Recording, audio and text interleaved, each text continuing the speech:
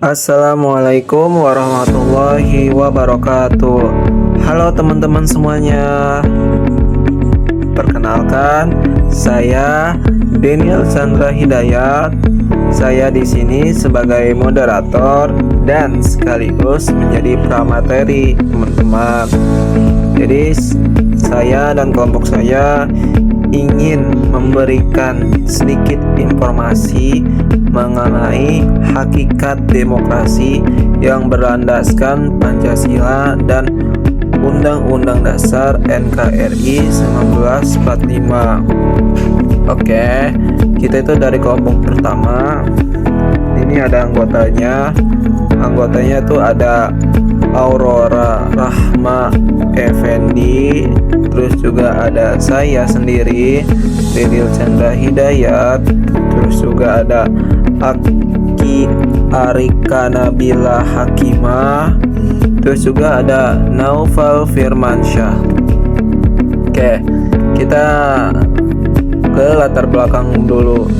Jadi sebelum kita masuk lebih jauh, kita perlu tahu dulu nih kenapa demokrasi Pancasila itu penting di Indonesia. Oke, jadi itu demokrasi Pancasila adalah sistem demokrasi yang dasar utamanya berasal dari nilai-nilai Pancasila dan juga Undang-Undang 1945. Artinya kawan-kawan, demokrasi di Indonesia tuh bukan cuman voting doang atau memilih pemimpin, tapi juga harus sesuai dengan kepribadian bangsa Indonesia sendiri. Banyak tuh di media sosial kan yang kayak begitu. Demokrasi itu cuman kayak milih jagoannya doang gitu. Tapi demokrasi itu kompleks, mencakup luas gitu. Cuman yang kita tonton cuman itu doang kan ya. Terus juga di dalam demokrasi Pancasila ada beberapa nilai yang sangat ditekankan. Ada namanya musyawarah, keadilan sosial, dan juga menghargai pendapat rakyat. Ketiga berarti, jadi keputusan yang diambil itu idealnya bukan kepentingan satu kelompok saja, tetapi untuk kepentingan bersama. Jadi itu demokrasi itu kita secara desentralisasi gitu, bergabung satu sama lain. Jadi nggak ada kelompok yang lain gitu, nggak. Demokrasi itu bisa dibilang kayak komunis, tapi bukan komunis teman-teman.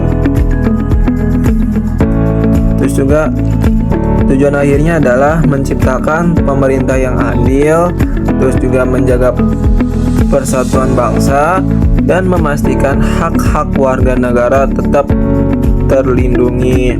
Jadi di demokrasi itu semua itu harus dilindungi. Terus juga karena Indonesia itu negara yang beragam, sistem demokrasi seperti ini dianggap paling cocok supaya masyarakat tetap hidup rukun walaupun berbeda suku, agama maupun budaya. Jadi demokrasi itu apa ya? Seperti kayak ikatan gitu tuh. Biar kita itu nggak runtuh gitu, karena kita kan beragam-beragam semuanya gitu, dari agama tadi yang saya jelaskan. Jadi ibaratnya kayak tali gitu.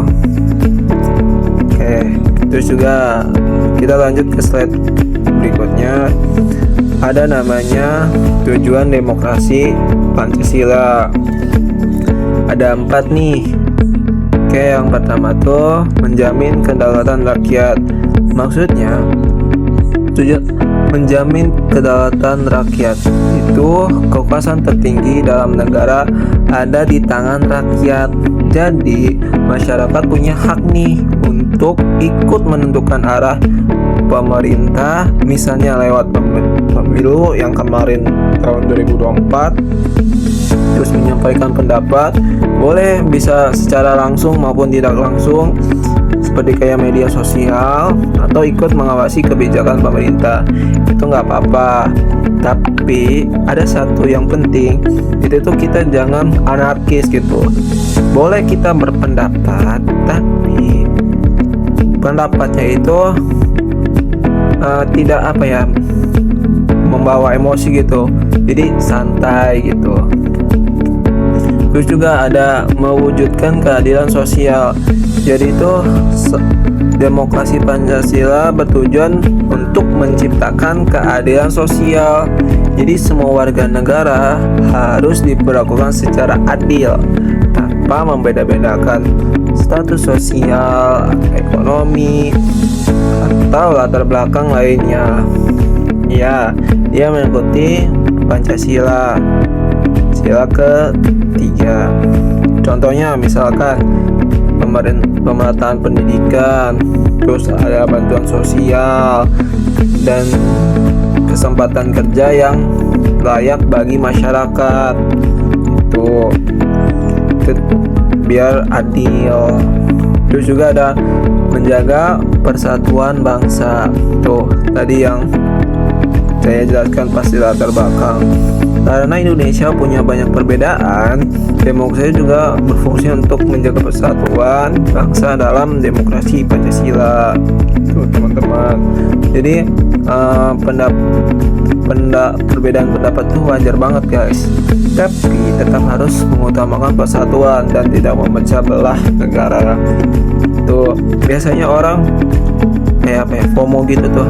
Jadi cuman pendapat doang, tapi dia nggak memikirkan makna demokrasi gitu.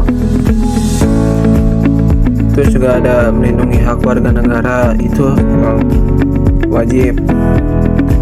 Tujuan berikutnya katanya ada hak warga negara. Oke, jadi setiap warga punya itu hak yang dijamin oleh negara, seperti hak berpendapat, hak mendapatkan pendidikan, hak layak hidup, dan hak mendapatkan perlakuan yang sama di depan hukum. Dan ya di Indonesia tuh sekarang belum sepenuhnya ya, tapi pemerintah memaksimalkan. Oke, terus slide yang berikutnya itu ada hakikat demokrasi Pancasila. Oke, kalau membahas hakikatnya, demokrasi Pancasila itu sebenarnya adalah demokrasi yang mengutamakan nilai kemanusiaan dan musyawarah. Jadi sistem ini tidak hanya fokus pada suara mayoritas gitu, tetapi juga mempertimbangkan kepentingan bersama dan menghargai pendapat semua pihak. Jadi makanya dalam keputusan biasanya lebih diutamakan musyawarah mufakat dibandingkan langsung voting, karena budaya Indonesia sendiri identik dengan gotong royong dan kebersamaan. Jadi dari dulu itu udah kayak, dan dari dulu gitu Indonesia tuh masih kayak gitu, makanya sampai sekarang masih diterapkan kayak gitu. Terus juga demokrasi Pancasila juga menekankan keseimbangan antara hak dan kewajiban. Jadi masyarakat bebas menyampaikan pendapat, tetapi juga harus mempunyai tanggung jawab dan menghormati aturan yang berlaku. Jadi demokrasi Pancasila itu intinya tengah-tengah gitu. Jadi nggak terlalu bebas juga, tapi nggak terlalu ketat juga. Ibaratnya dia itu perpaduan antara liberalisme sama komunisme digabung jadi satu gitu. Nah, itu menurut teori saya ya. Soalnya kan liberalisme itu kayak kebebasan, komunisme itu kayak kekangan gitu. Nah, terus digabung. Nah, hasilnya menjadi demokrasi. Itu menurut saya. Demokrasi ini sangat bagus sih kalau misalkan diterapkan dengan baik gitu ya. Cuman sekarang belum semaksimal mungkin, tapi kita harus optimis bahwa demokrasi itu bisa diterapkan semaksimal mungkin. Oke, terima kasih. Saya akan melemparkan ke selanjutnya. Oke, makasih. Demokrasi di Indonesia bukan hanya sistem pemerintahan biasa saja, melainkan punya pijakan hukum yang sangat kuat. Ada 3 landasan utamanya. Yang pertama, Pancasila sila keempat.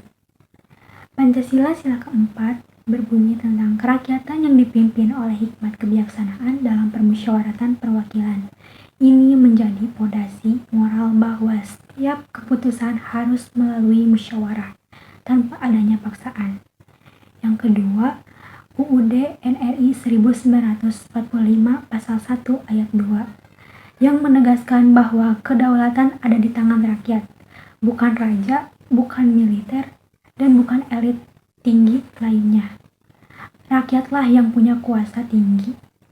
Yang ketiga, menurut UUD NRI 1945 pasal 28 yang menjamin setiap warga negara bebas berserikat, berkumpul, dan menyamakan pendapat. Ini adalah fondasi kebebasan sipil dalam demokrasi. Demokrasi dan HAM itu tidak bisa dipisahkan. Keduanya saling melengkapi. Demokrasi memberi hak rakyat untuk berpartisipasi dalam pemerintahan, sedangkan HAM melindungi rakyat untuk berpartisipasi dalam pemerintahan. Intinya, demokrasi tanpa HAM bisa jadi alat penindasan mayoritas. HAM tanpa demokrasi tidak punya mekanisme perlindungan yang nyata. Ada 10 pilar demokrasi di Indonesia yang harus kita ketahui. Yang pertama, demokrasi yang berketuhanan yang Maha Esa. Yang kedua, demokrasi dengan kecerdasan spiritual dan intelektual. Yang ketiga, demokrasi yang berkedaulatan rakyat. Yang keempat, demokrasi dengan rule of law atau supremasi hukum. Yang kelima, demokrasi dengan pembagian kekuasaan. Yang keenam, demokrasi dengan otonomi daerah. Yang ketujuh, demokrasi dengan peradilan yang merdeka. Yang kedelapan, demokrasi dengan kesejahteraan rakyat. Yang kesembilan, demokrasi dengan keadilan sosial. Dan yang terakhir, demokrasi dengan hak asasi manusia. Pertama tuh etika berdemokrasi. Etika berdemokrasi adalah sikap dan perilaku yang mencerminkan nilai-nilai berdemokrasi dalam kehidupan bermasyarakat, berbangsa, dan bernegara. Contohnya etika berdemokrasi. Yang pertama tuh menghargai pendapat orang lain, tidak memaksakan kehendak. Yang ketiga bersikap jujur dan bertanggung jawab. Yang keempat mengutamakan musyawarah untuk bermufakat. Yang kelima menjaga ketertiban dan persatuan. Yang keenam menghormati hasil keputusan bersama. Yang selanjutnya implementasi sikap demokratis. Yang pertama tuh di lingkungan keluarga, bermusyawarah saat menentukan keputusan bersama, memberikan kesempatan semua anggota keluarga menyampaikan pendapat. Yang kedua tuh di lingkungan kampus, mahasiswa bebas menyampaikan pendapat dalam diskusi kelas ataupun forum kampus, menghargai perbedaan pendapat, suku, agama, budaya, dan latar belakang. Yang ketiga di lingkungan masyarakat, ikut kegiatan musyawarah warga, menghormati perbedaan suku, agama, dan budaya. Yang keempat tuh di lingkungan negara, menggunakan hak pilih dalam pemilu dan mematuhi hukum dan peraturan. Selanjutnya tuh keterampilan mengambil tindakan demokratis. Keterampilan ini adalah kemampuan seseorang untuk bertindak sesuai prinsip demokrasi dalam menyelesaikan masalah atau mengambil keputusan. Beberapa keterampilan penting yaitu berpikir kritis, berkomunikasi dengan baik, bermusyawarah, menghargai perbedaan, mengambil keputusan bersama, dan bertanggung jawab. Oke, terima kasih. Selanjutnya adalah studi kasus. Yang kita ambil adalah pemilihan ketua OSIS. Nah, di sebuah sekolah, pemilihan ketua OSIS dilakukan secara langsung oleh siswa. Namun, banyak siswa memilih diri hanya karena popularitas, bukan karena program kerja atau visi misi. Nah, permasalahannya itu ada di mana sih? Yang pertama itu adanya kurangnya pemahaman demokrasi yang baik. Tidak ada musyawarah atau diskusi sebelumnya. Dan pemilihan tidak berdasarkan pertimbangan rasional. Analisis yang kita dapat dalam demokrasi Pancasila, pemilihan bukan sekedar voting, tapi harus ada pertimbangan moral dan tanggung jawab. dan musyawarah seharusnya didahulukan. Kasus ini menunjukkan demokrasi masih bersifat formal atau sekedar memilih, belum substansial, yaitu bernilai. Nah, solusinya itu apa sih? Solusinya itu mengadakan debat kandidat, memberikan edukasi politik sederhana, dan mengajak siswa memahami pentingnya memilih dengan bijak. Selanjutnya, adanya kekurangan dalam demokrasi Pancasila yang kita dapat. Yang pertama yaitu kurangnya musyawarah. Maksud dari sini itu banyak keputusan diambil hanya dengan voting tanpa diskusi. Dampaknya itu apa sih? Dampaknya tidak mencerminkan nilai Pancasila dan menimbulkan konflik. Dan yang kedua, adanya ketimpangan sosial, yaitu masih adanya kesenjangan ekonomi dan sosial. Dampaknya yaitu rasa ketidakadilan dan konflik antar kelompok.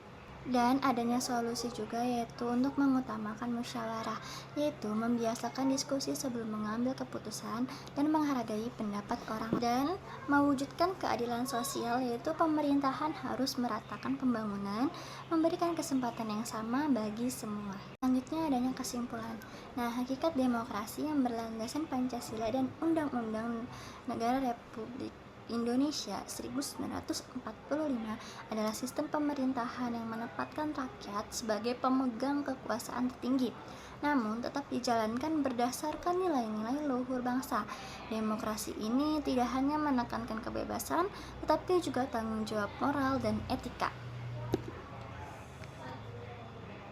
Dengan demikian, demokrasi Pancasila bertujuan menciptakan kehidupan masyarakat yang adil, makmur, dan harmonis sesuai dengan cita-cita bangsa Indonesia.